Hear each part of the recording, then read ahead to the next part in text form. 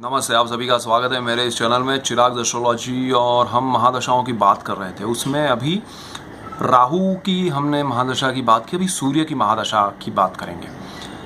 सूर्य, देखिए सूर्य और चंद्र ऐसे हैं जिनको हमने देखा है प्रत्यक्ष रूप में हमारे सामने एवरी डे, मतलब एक दिन में आता है, एक रात को आता है। सो ये दो हम पे क्या इफ़ेक्ट्स करते हैं वो हमें पता है। देखिए कुछ लोग सोचते हैं कि एस्ट्रोलॉजी क्या है, उसके कोई इफ़ेक्ट्स नहीं होते, ऐसा कुछ नहीं होता है, लेकिन ये बहुत बड़ा विज्ञान है, साइंस है, ये कोई बनाई हुई चीज़ नहीं है। चंद्र के पूनम और अमावस की जो भर्ती होती है समंदर में, तो वो क्यों होती है, हर बार क्यों होता है, उसके हिसाब किताब किए हुए हैं, वो बहुत डिटेल मैथ्स है, साइंस है, एवरीथिंग। सो उसी तरह सूरज जो है वो भी हम पे, अगर सूरज ही एक दिन के लिए छुप जाए तो अंधेरा हो जाता है दुनिया भर में। हम उसके सामने 2 मिनट के लिए भी देखें, बहुत ज़्यादा बोल रहा हूँ, 2 मिनट आप कंटिन्यूस देखें, आपकी आंखों में अंधेरे हो जाएंगे। उसकी एनर्जी इतनी, पावर उतना है, आप उसको ऐसे ही नहीं ले सकते हैं कि अरे इसमें क्या है, क्योंकि हमें डे टू डे लाइफ में वो मिल रहा है, हमें उसका पता नहीं है। जो हम ऐसे ही कि हाँ सूरज है ना, आ गया, बट वो नहीं आए तब क्या होगा। तो उसी तरह वो हमारी कुंडली में भी, हमारे जीवन में हर जगह इफ़ेक्ट करता है, कुंडली में भी उसका पार्ट है, वो बहुत स्ट्रांगली इफ़ेक्ट करते हैं। सूर्य जो है ना वो कुंडली में, देखिए ज्योतिष शास्त्र में उसको क्रूर ग्रहों में कहा गया है, वो बहुत ही क्रूर है, लेकिन ऐसा नहीं है, वो क्रूर नहीं है, उनमें उतनी ताकत है, वो इतने प्रबल शक्तिशाली है कि हम रूबरू में उनको 2 मिनट देखते हैं तो तकलीफ में आ जाते हैं। तो उनके साथ घूमने वाले, उनके पास, देखिए बुध शुक्र नॉर्मली उनके आसपास ही होते हैं, तो वो उनके पास जो भी ग्रह आएगा तो वो अस्त का हो ही जाएगा। सो उनकी डिग्री कली देखिए, कोई कनेक्शन में जो ग्रह आता है ना वो अस्त का होता है सूर्य के हिसाब से। सो सूर्य उतना स्ट्रांग है, वो क्रूर नहीं है, उसके इफेक्ट्स ऐसे होते हैं कि वो आपको वो स्ट्रांगली इफेक्ट करता है। जब उसकी दशा आती है, महादशा, उसकी अंतरदशा आती है, उसकी प्रत्यांतर दशा आती है, तब वो बहुत ही स्ट्रांग इफेक्ट देता है। अभी सूर्य जो है आपकी कुंडली में अगर मीन राशि में है, अगर मेष राशि में है, अगर वृषभ में है, या किसी और राशि में, जिसमें भी है, लेकिन वो किस स्थान में है वो इम्पोर्टेंट है, किस राशि में है, कुंडली के 12 भाव में से कौन से भाव में है, मतलब 5वें में है, 10वें में है। सो वो बहुत महत्वपूर्ण है।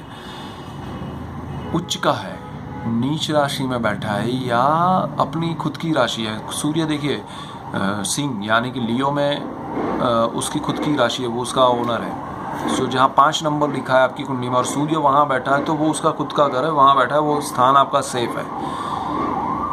अगर वो मेष राशि में बैठा है, जहाँ 1 नंबर लिखा है, मेष यानी एरिस यानी 1 नंबर, जो कुंडली में 1 नंबर लिखा है वहाँ सूर्य बैठे हैं, तो वो उच्च के हो जाते हैं, वो बहुत अच्छा रिजल्ट देते हैं उस स्थान से रिलेटेड। और सूर्य तुला राशि में यानी कि 7 नंबर लिखा है वहाँ बैठते हैं, तो नीच राशि में बैठे हैं, और वहाँ उस स्थान से रिलेटेड थोड़े नेगेटिव रिजल्ट्स देते हैं। हालांकि उनके साथ चीज़ें देखनी पड़ती हैं। देखिए कोई भी ग्रह जहाँ बैठता है उसके बिल्कुल सामने, अपनी उच्च राशि में बैठता है तो सामने बिल्कुल 7वीं राशि उसकी उच्च राशि या नीच राशि होती है। जब उच्च में बैठा है तो सामने नीच राशि, नीच में बैठा है तो सामने उच्च राशि। तो सूर्य की दृष्टि बहुत ही स्ट्रांग होती है। अगर वो उच्च में बैठे तो जहाँ दृष्टि करते हैं वो उनकी नीच राशि होगी, और वहाँ महादशा आती है तो उस स्थान को वो ज़्यादा इफेक्ट करते हैं। जब तुला राशि को वो देख रहे होते हैं ना, तो ज़्यादा नेगेटिव इफेक्ट्स होते हैं, वहाँ बैठने से ज़्यादा वो इफ़ेक्ट ज़्यादा देते हैं देखने से।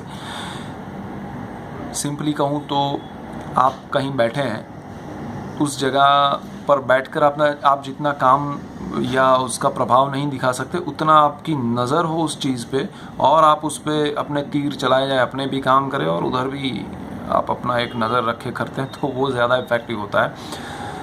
सो ये सूर्य का है। और जब दशा आती है तो बड़े बड़े, देखिए सूर्य है गवर्नमेंट, वाइड चीज़ें, सत्ता यानी कि पॉलिटिशियंस, आपको बहुत अच्छे लेवल पे ऊपर ऊंचाइयों तक ले जाते हैं। सूर्य में वो पावर है। सूर्य जिनकी कुंडली में अच्छे होते हैं वो गवर्नमेंट ऑफिशियल्स जो होते हैं, बड़े बड़े सचिव होते हैं, पॉलिटिशियंस होते हैं, या जो समाज में एक रुआबदार रुतबेदार लोग होते हैं, उनका सूर्य बहुत अच्छा होता है। देखना पड़ता है कि दूसरे ग्रह कैसे हैं, क्योंकि उनको उस मकाम तक सूर्य ले जाता है। बदनामी या नाम कोई और देता है, मतलब बदनामी देता है तो कोई दूसरे ग्रह उसके साथ क्या कनेक्शन में, कुंडली में क्या योग है।